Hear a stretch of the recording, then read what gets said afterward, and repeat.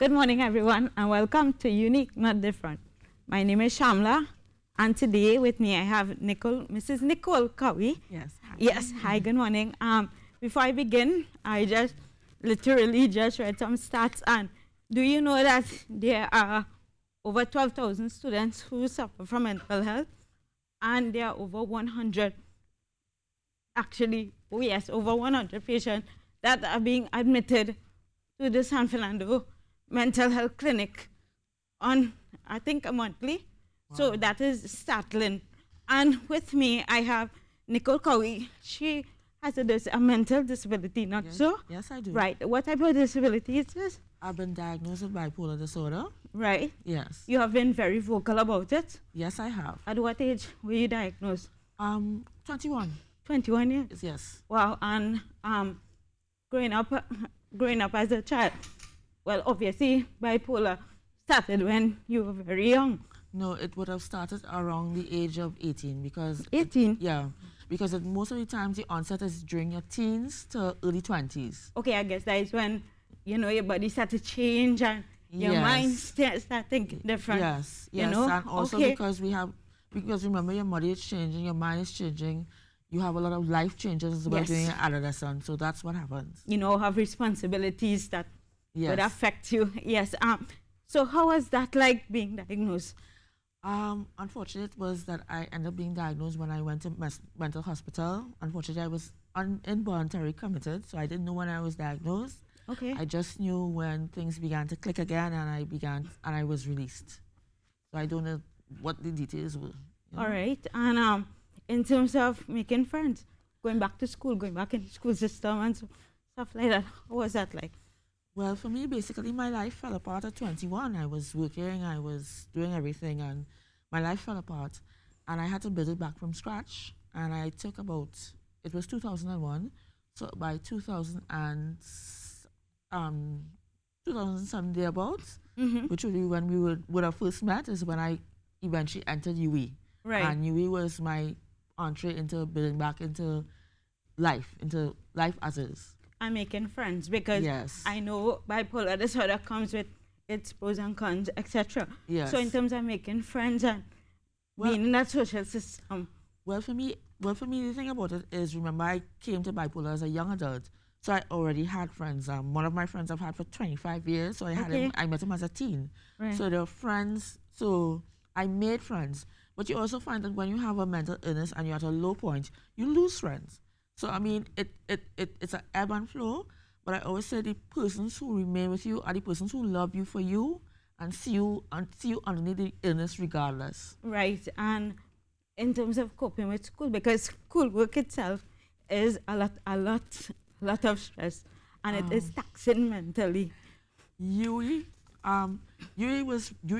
I would say UE is a laboratory for stress, but it's stressful for anybody. You know that. Yes. And so on. So UE is a laboratory for stress. The stats show that any person with a disability tends to take a little longer to complete their degree. Right. And that is simply because they would have issues with accommodations, you would have issues with illness and so on. So that I had those issues, but I didn't have those issues necessarily because of bipolar. I did because during that time, my dad died of cancer. So I was the only child of my mom and dad, and he died of cancer, and I had to take time off. And so it took longer than it should have. What would you like to tell young people who, you know, especially people who are depressed? A lot of young people who they outwardly will be very nice, but inwardly, let me rephrase that. Not nice, they would be, you know, outgoing, laughing, etc. But very close, they would be, and you would swear they're perfect, right? And inwardly, they would be like, oh, I'm questioning this, I'm questioning life, etc. What would you tell them? How to deal with that? How you deal with that? Very frankly, you don't. I just came through a 1-year period of being very depressed because I had a bad reaction to the medication given. It's something that does happen. It's not a doctor's fault. It's just your body chemistry interacts with something that happens.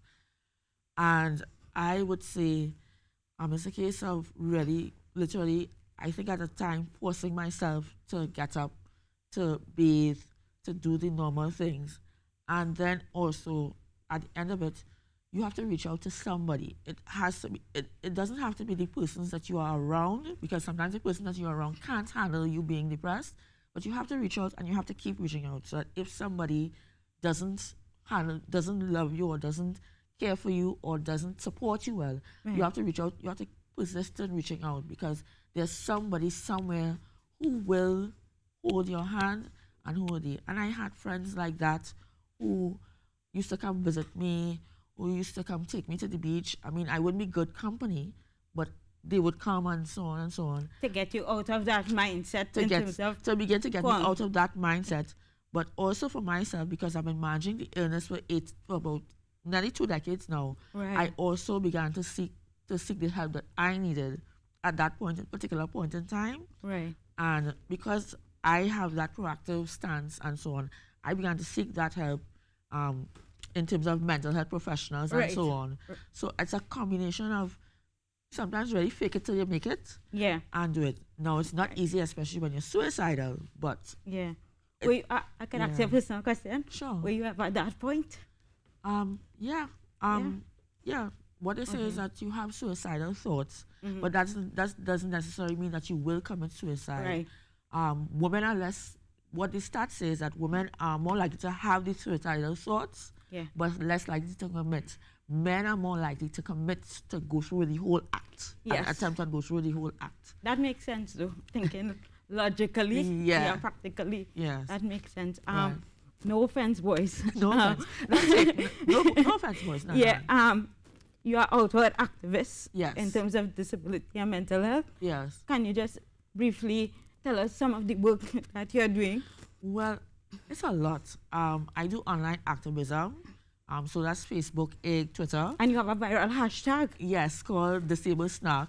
So it's a clap back to all the things that, people say things to you that are really ableist and really rude. And it's clap back to what it is. And it was totally hilarious. I enjoyed the whole experience. I do research as well.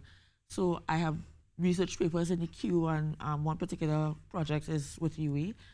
I do also policy advocacy. So it means that I comment on policies. Actually, I've been on the committee to help revamp your disability policy, so I'm affecting you. Okay. And going before Parliament and testifying. And the last thing is public speaking. Right. So I do public speaking, give seminars, and so on. Right. And the latest one is just recently, I've become the Chief Operating Officer of a social enterprise. So that's my latest gig, which is why I'm so tired this morning, because I've been pulling all-nighters to launch, because we're supposed to launch on Sunday. Right. Just to cut you, because can you quickly, because we are out of time, just tell Trinidad and Tobago in terms of persons looking from outside, how do you approach somebody who has a mental disability? You approach them like you approach anybody else. Yeah. They are, at the end of the day, they are human beings. The thing about it is, even at your low points or that whatever it is, you approach them because at the end of the day, they are human beings. Now, of course, if somebody's exhibiting symptoms that may make them erratic and so on, you make sure that you try to calm them and thing and all. But really and truly, you just approach things differently. You just approach things differently. So I want to say thank you so much, guys. You're you can welcome. reach out to Nicole via Facebook, Nicole Cowie, and from there, she would guide you onto her pages. So that's it for this week. Unique, not different. Thank you very much for tuning in. My name is Shamla, and see you next week. Be good, do good. Bye, guys. Bye.